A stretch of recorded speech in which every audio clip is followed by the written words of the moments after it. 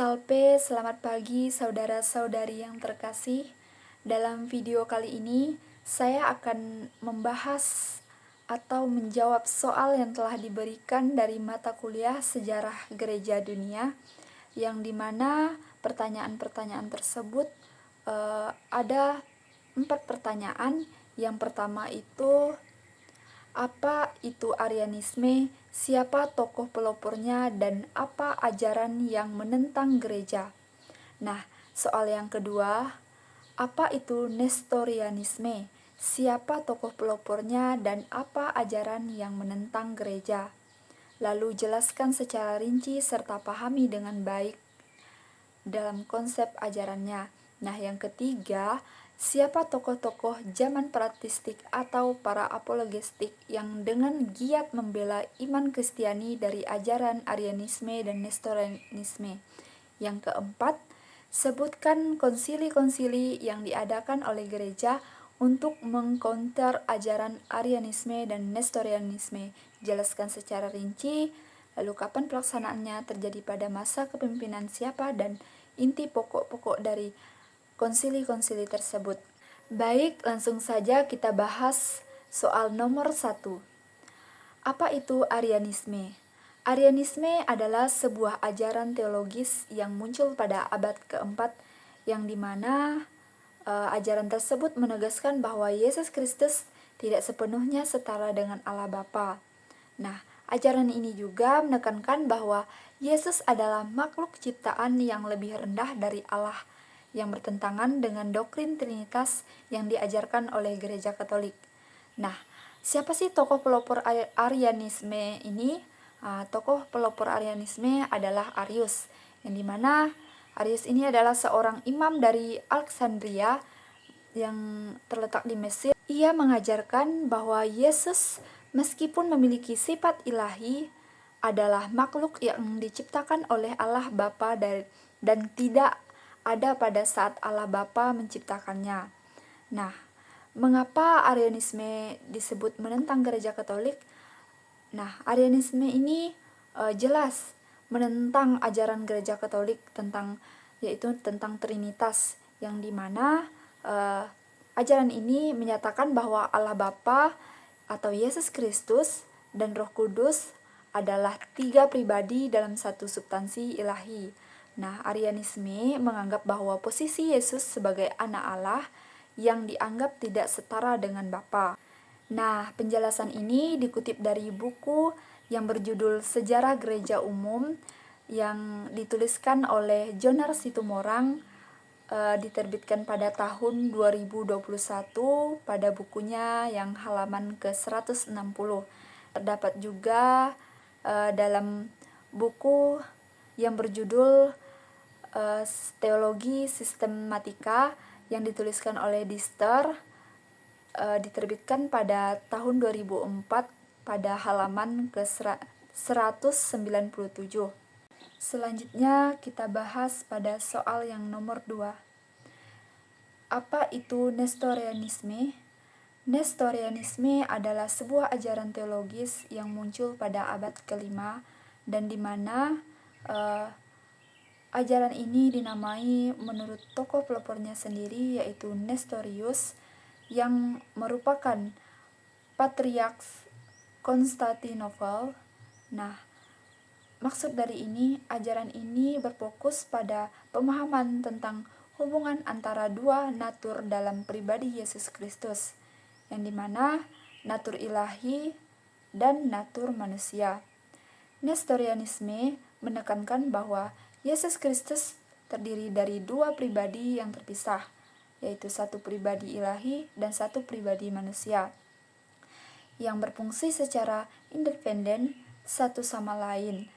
Ini berbeda dengan ajaran Gereja Katolik yang menegaskan bahwa Yesus adalah 1 pribadi dengan 2 natur yang tidak terpisah, yaitu seperti natur ilahi dan natur manusia. Nah, siapa sih tokoh pelopor dari ajaran Nestorianisme ini? Yaitu tadi Nestorius.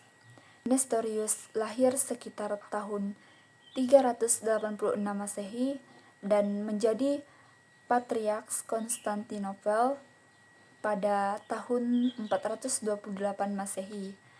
Nestorius berpendapat bahwa Yesus memiliki dua kehendak dan dua kehendak yang terpisah yang berfungsi secara independen, dan ini menyebabkan ketegangan dalam pemahaman Trinitas dan Inkarnasi.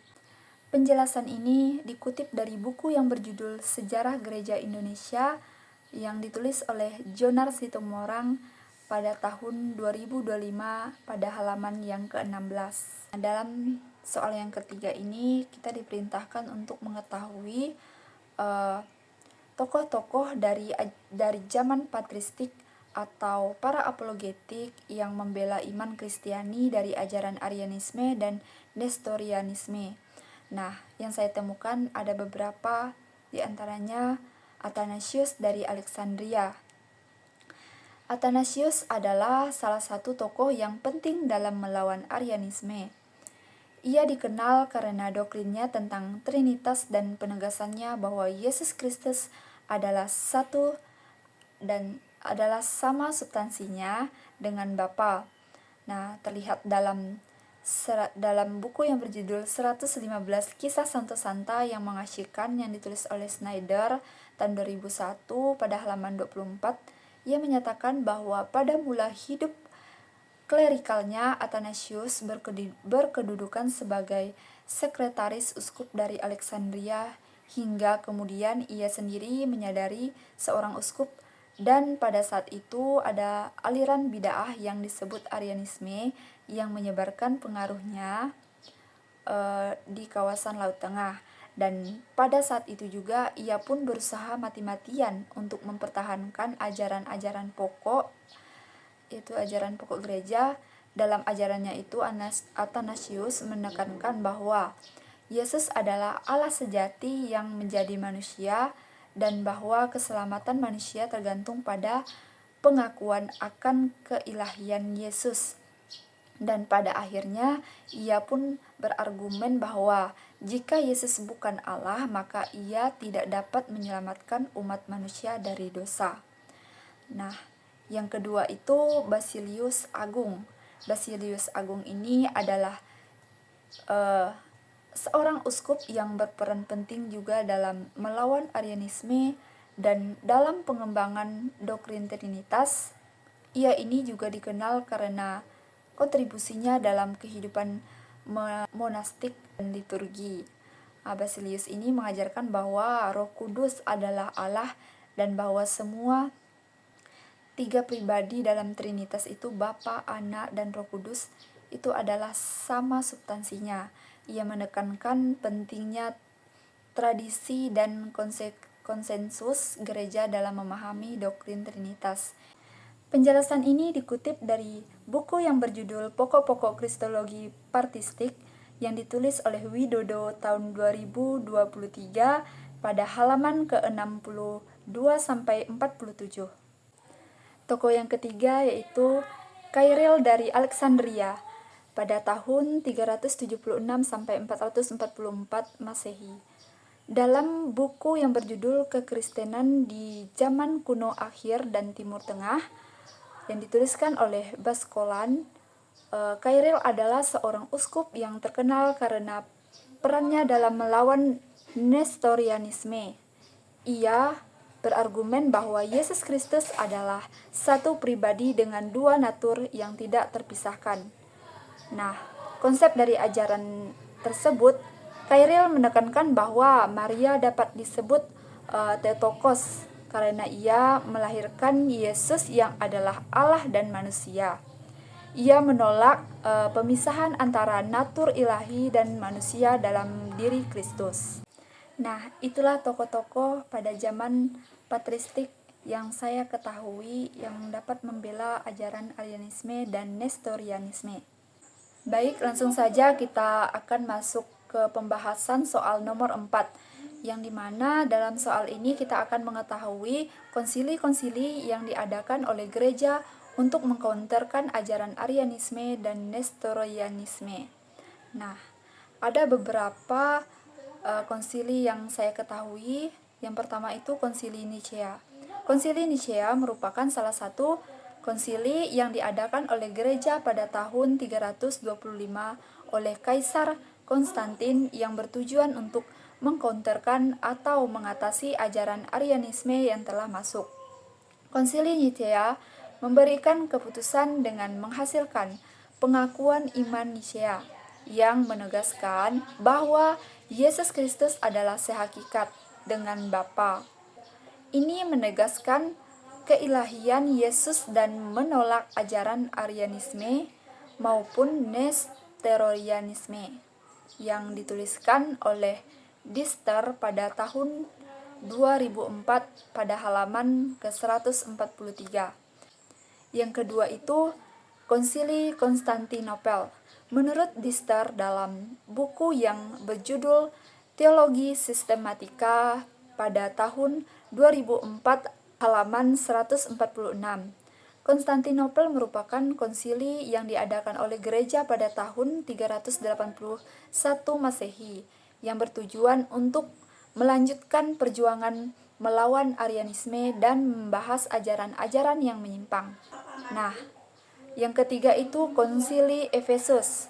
Pada tahun 431 Masehi, gereja mengadakan konsili ini untuk mengatasi Nestorianisme yang diajukan oleh Nestorius, yang mana ia berpendapat bahwa Yesus memiliki dua pribadi terpisah, satu ilahi dan satu manusia, dan menolak penggunaan istilah Theotokos atau Ibu Allah atau Maria.